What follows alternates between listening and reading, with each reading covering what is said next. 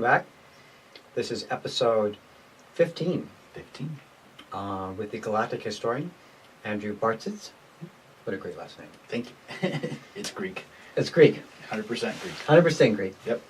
Dad from Corinth, mother from Patras. Do you speak Greek? No. That wasn't a primary thing in my family at that point in time, doing the Greek classes. Though I was an altar boy for St. Constantine and Helen in Cleveland, Ohio. So you were raised here, but your parents came from Greece? Or? They were both born in Greece during the war, correct? So they're fluent in Greek? English, in Greek, yes. In Greek, both. You can't channel that from the Coptic record? I can't translate it. It's different. Human 3D languages are so different. They're designed to limit. Even the Greek language is designed to limit, though the ancient Greek isn't, because it has so many other symbologies behind it. But many of those teachings have been lost, so the record doesn't truly give the inspiration to speak it unless you've had a past life with it. I've had other past lives in Greek.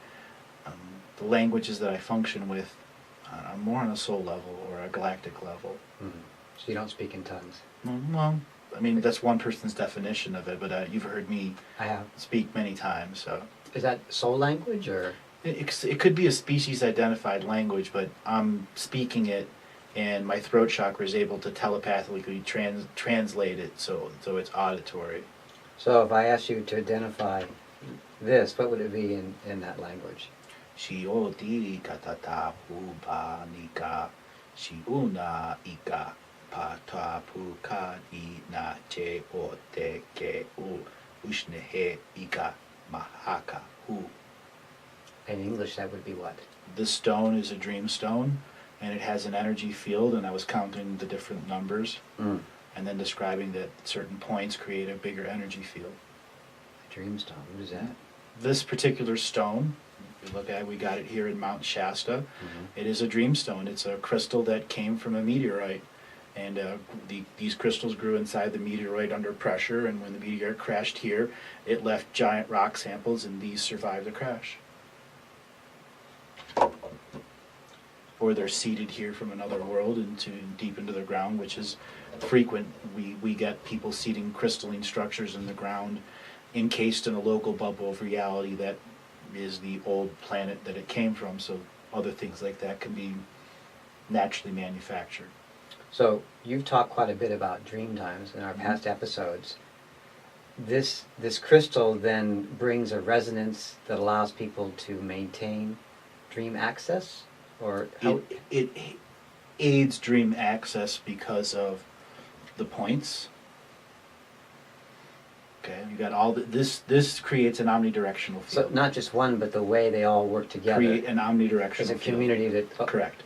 And then each individual has an omnidirectional field that ultimately determines how big and how wide the other is. So if I touch this crystal, I change the omnidirectional field. If I touch this one, or I go like this, I change the omnidirectional field. If you were to put this on your heart and try to go to sleep, the omnidirectional field of your heart is changed by the omnidirectional field of this. Okay, and as on a dream level, how do I put this? Your intentions take you to the dream source you're doing. This has the out-of-world experience, the separate of the matrix, so it makes it very easy, or a simpler process to tune into the earth consciousness of dream, because that's where we dream, in earth consciousness. So we were going to talk about discernment this episode, but you have brought up a really interesting question, and that is, what's the difference between dream time or a dream reality and the astral planes? Big difference. Very, very big difference. In the astral planes, you have a lot more negativity that can exist there. In the dreamtime realms that are ancestral realms, there is no negativity. They're there out of true love. The astral cities have boundaries in them that allow true love to exist there. And then there are wild zones around it where there are no rules. When you set up something in the astral world as a function, like the astral or etheric satellites, the satellite grids, they're physically not seen, but they're on the spiritual side, and they have a local reality bubble around them that keeps them protected, and then there's blank spaces of no protection. So entities can free roam there. Think of that as the most outer layer of Earth's magnetic sphere. And then the astral layer is that first 20 miles of it. So whatever can exist within the space between atoms is in the astral world there. So it's like the Wild West Yes. in the astral planes, whereas the dream realities. Very focused, very loving, and part of Earth's sentience. So if I had you talked about having soul groups, so dream realities relate to a planet or to groups or both? Groups who create places inside a planet's field of energy that's dedicated for dream time.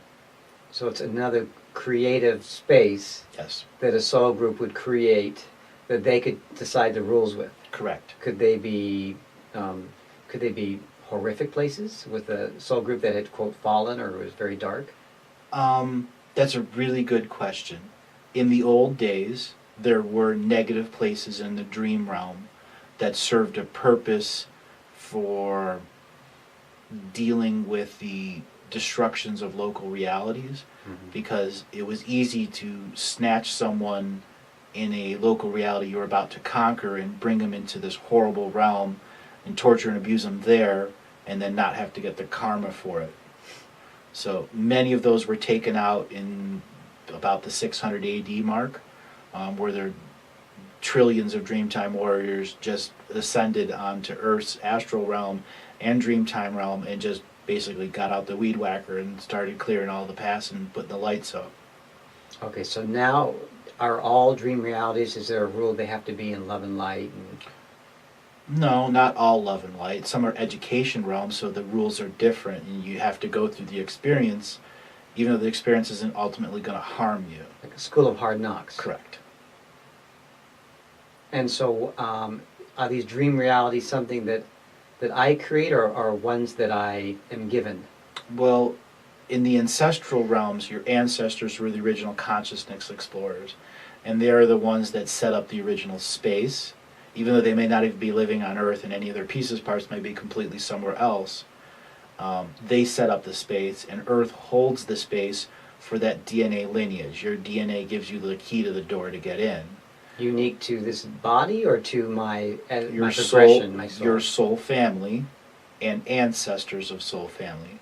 So anybody that's been in a DNA lineage of your soul families may choose 6 DNA lineages, 12, 22, but all of that number would be access to their ancestral realm. In dream time. Correct.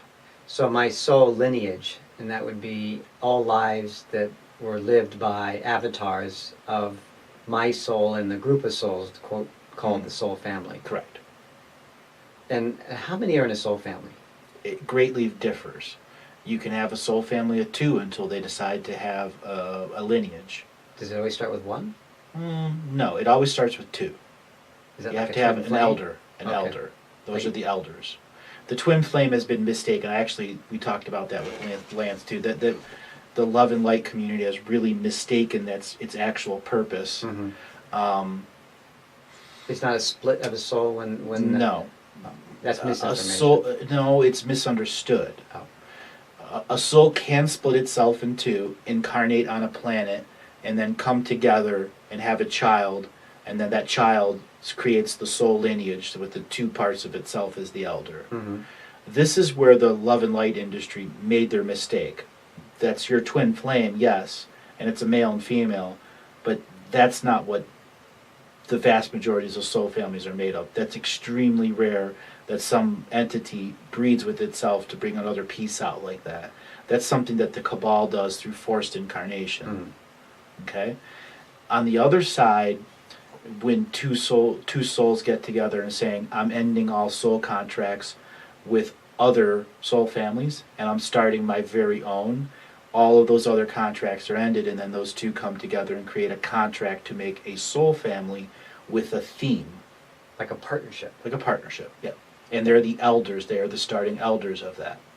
And whoever they allow to incarnate into that soul family through whatever DNA lineages they choose are a part of that theme that creates lineage, that creates history, that creates an impact into reality. So it's kind of like forming a company. Some are not-for-profit, some are for-profit. Yep, it can be broken down that way. And the multidimensional beings are more of the for-profit, Correct. whereas most others are not-for-profit. For service for others. Service for others. So, what's the range of soul group sizes that are here on Earth? A lot of them have been broken down into groups of 8, 12, 16. There are quite a few out there with several hundred, and then a few out there with thousands. Is that an old group when you say 1,000? Not necessarily old. You could have a lucky young soul that just got into the soul family because there was an issue, and they have it. And then on other situations, they could be very, very, very old, and have virtually nothing. This is a fascinating concept. So it's like a club. Yep. And the club may recruit new members if they need to. So a free agent, so to speak. Or if there's one or two and they decide they want to join with the other club, the soul group. And the soul group grows based on, how do they grow? By recruiting other members? Expansion of consciousness within the theme. Is that the monad, That would be dyad? like the monad, yes, if you're the 7 ray readers, the first 3, yes. So it Ray would, 1, Ray 2, Ray 3, yeah. So the soul then is splitting into multiple aspects of itself? Correct. Okay, so that when you have an 8, that's 8 different versions, or let's say 1 divided into 8, so they have 8 times the ability to experience and grow. Correct.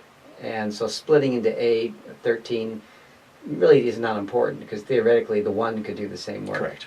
But with having more avatars, well, I'm just making it. So as you have more souls, then theoretically you could have more avatars? Correct. Avatars within your soul family lineage that serve purpose to the lineage, like those that hold spiritual cords of equity, where let's say the 2 elders are going to go out on a consciousness exploration adventure and going to be gone 10,000 years. You would set up many people within the soul family would set up multiple aspects to be an oversoul seer, and one that can read the contracts from the very beginning of the theme and use the earth sentience as the ultimate equity to determine if the theme has been broken or if the particular situation of contract removal is valid or is been written with scams behind it. So if I'm tracking this, a couple members of the soul group go out on a journey and they're not going to come back for some time. And they're measured on their success based on these contracts they've agreed to. And those contracts are with the soul group or with God, or who are the contracts with? The soul family.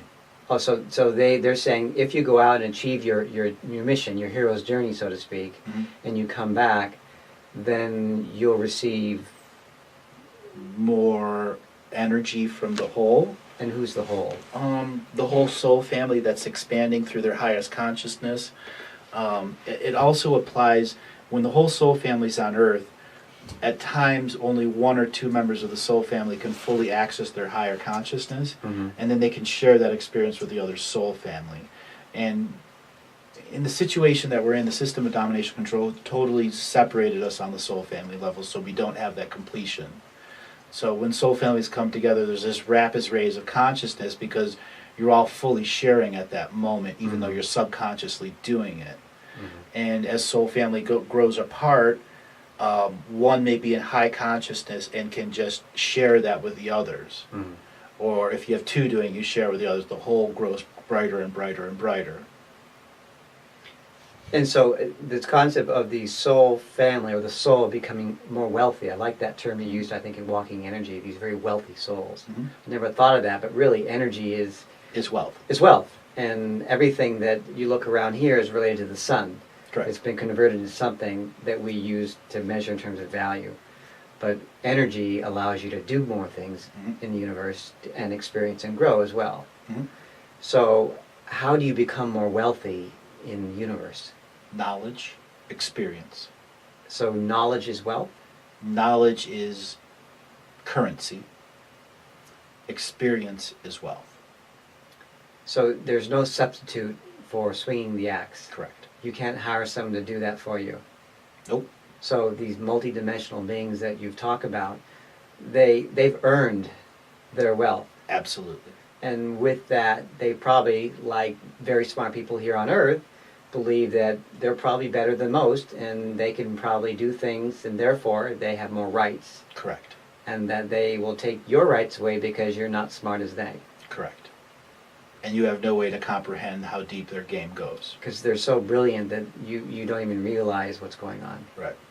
But thankfully, as you've shared, there are some referees, and the Prime Creator wants to maintain the balance, and so when they start breaking the rules, and the Prime Creator is aware of it, Mm-hmm. They get ejected from the game. They get ejected, timeout, and then potentially recycled. Right. Or walk-ins taken over. But the multidimensional being, how would they have a walk-in? I mean, their consciousness, how does that work? That's the crazy part. When you make a sovereign free will version of yourself, there are limitations to your overmind consciousness. So you can put a walk-in in who's a psychic, who can understand, well, back it up a second. The multidimensional beings have other species that are part of the defense in quarantine here that use high-powered computers, the highest artificial intelligence of one vessel, which would be enough to predict. I mean, it's indescribable how powerful that artificial intelligence. It would take 20 the best Pleiadian artificial intelligences to understand one multidimensional being as a bar graph to create the data. That's a lot That's of smarts. how much it is. When we try to look at them, they're not even a being. The walk-in can come in and hold all the contracts, and basically he's just covering all the bases of what the being looks for on his checklist. So these avatars aren't going to operate from this multidimensional being's direction, so to speak. Right. So as much as they want to go left, it goes right. Correct. And so they're like trying to go this direction, they're getting pushed this direction. Mm-hmm.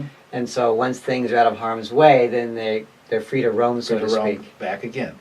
And so the question I think you asked before is does service to self qualify for, extraordinary abilities? So granted you broke the rules, but it's kind of like Star Trek with Captain Kirk, where he changed the rules. Yeah, in the Kobayashi Maru. Right. He changed the rules. He still won. Right, He still won, but there was nothing that said that you can't break the rules. So somewhat of a metaphor for the multidimensional being. Exactly. Kind of a paradox.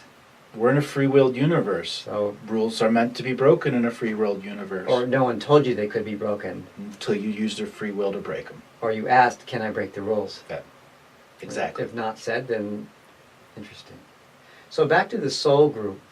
And you talked about them being 1, 2, are they generally in multiples of doubles? No, you can have souls that would leave it and give it at odd numbers. So there's no individual math that's for soul family. Though some groups use 3s, 9s, but that's the theme that they go. They come in pods. I think I've heard the group of 9, a channel from the group of 9. So one soul. And that would be a soul group. That would be a telepathic communication group that's using psychic technology to maintain a stream contact with an individual. I do group communications like that. I just don't present it in that type of format. Mm-hmm. So you talked about earlier that what we're trying to do is bring these soul families back together, and that when they came into the incarnation grade, they were divided up purposely so that they wouldn't become a cohesive, powerful group, and that as a result, they've been blocked. Well, as a result, they haven't been able to really move forward, and then they've also been blocked as a group from graduating. Correct. And moving off and then using that energy and wisdom to go do more things. Correct. Have we become more powerful even though we've been stuck here, gathered more knowledge and wisdom, or have we been stunted? I'll use a metaphor. A baseball metaphor. Mm-hmm. You have a bullpen, and that's all your pitchers. And if you know you're going to be going against 2 left-handed batters, and you've got 2 pitchers that can throw okay to left-handed batters, You pull those guys out instead of the ones that can't pitch. So the metaphor, I mean, I guess it's So we're not stunted, just we learned something different. right. So ultimately, everyone that's been in the incarnation grid, this is a very unique experience. Yes. And so that in itself has a wisdom that's Uncomparable unless you're in it. of the whole creation. So you could argue that wisdom is quite valuable, Correct. even though we've been grumpy about it. Yeah, We there are have others learned. that look at us as lotto winners. Like we got to be in the most ultimate game, Mm-hmm. and that we didn't expect it, but we won the lottery, right? Mhm. In terms Won the of lottery. wealth. Yep. In terms of soul wealth. So earlier you also talked about that we're bringing these soul families together, hence what you're trying to do, and creating events. How do soul families come together? I mean, if there's They naturally come together. I mean, when you make contracts, if there were no, let's say that if there were no system of domination control in the disunity world we had right now, right. it's just say it got turned off, soul family would just naturally migrate to each other. Mm-hmm. It's just natural. That's the way we're meant to be on this world. Like you have a vine that's got grapes on it, and each has got a bunch of grapes. They all naturally, and you have a separate vine and a separate and a separate. Each one's the line. They all line up to the pods that they're supposed to be in. So everything's connected. Yes. So Through the sentience of Earth, through your dream time, and that's how you all just know where to go. so you don't get steered off path. Correct. So theoretically, if you're a soul group of 8 and you have 8 avatars, would you have 8 avatars on Earth incarnated, or would you only have? Most people come with one avatar on Earth, and several dozen pieces, parts off-world, and maybe a few avatars off-world. So But there's always a central avatar. And the central avatar at times can divide all its sentience equally among all sovereign pieces or sovereign avatars. And when he does that, he or she becomes a hive mind and can have even more pieces, parts with contracts feeding the hive mind, which is feeding the all as the higher self. But here on Earth, if I was part of a group of 8, for example, then I would assume that there are 8 incarnated humans here on this planet. Mm-hmm. And that the goal in this particular existence would be for us to physically know each other, come in contact. To have contract resolution between you. First grade teacher, first lover, love of your life. Yeah, they're there to fulfill an experience. We've agreed to come and help each other. Fulfill You experiences. could be my angry wife. Yep. You could be my really nice uncle, and so on. Crappy boss. Whatever. Crappy boss, right? It's really going to teach me. So as we move into this event, and after that, will these people reunite? Yes. And will they? And so, do they need to physically be in proximity to each other? Like, do I have to go Some will meet in dream time. Oh my God, where have you been? I haven't seen you forever. in dream time, but not physically? And then the dream will end, and they'll wake up, and they'll meet them the next day. So they're all going to come together. Correct. So I'm just going to say this a couple times because it seems important that if there were 8 in my group and those people were in ages that still ranged that they were physically alive, whether they were 5 or 81, that we would come together eventually in coexistence in our community, like in a drum circle or a school or... Synchronicity would bring you together and allow... The earth will allow the separations of densities and soul families to function through synchronicity. Unquestionable magic in front of you. That's exciting. Yes. We've seen it here at the event. We have, but I guess I'm not No. trusting it just yet. Exactly. So Like- it happens to you 35 times in a week. At that point, you can't deny it. Yeah. I guess it's kind of like the word soul family is used so loosely. Exactly. Like twin flame, Mhm. after whatever, soul family, we're all family, right? Mhm. But to say that there are 8 beings that have done this incarnation things, and you'd assume, well, maybe they're my family. Well, there's maybe one person in my family that's on that team. Correct. And coming together so we all consciously know that we're a soul family, and that we're now graduating. Correct. And we all know we're graduating, and then would we be helping each other Yes. in that final step, Yes. and that would be making sure that we all created these dream realities and For our dream us ancestors. together. Or for your ancestors. And what does that mean for our ancestors? If you decided to make a soul family lineage that would take on after you decided to leave. Oh, I see. Okay, in terms of Okay. the next phase. Yeah. Okay. Well, that's been 25 minutes, Okay. and we probably need to like ponder that. I know I do. It's been just rich, very rich. Thank you, Andrew. I'm David Waterfall, and I'm with Andrew Bartzitz, and we are talking about real things that affect you, real people, and about how we're going to move forward in creating a new reality for Earth. So thank you. Thank you.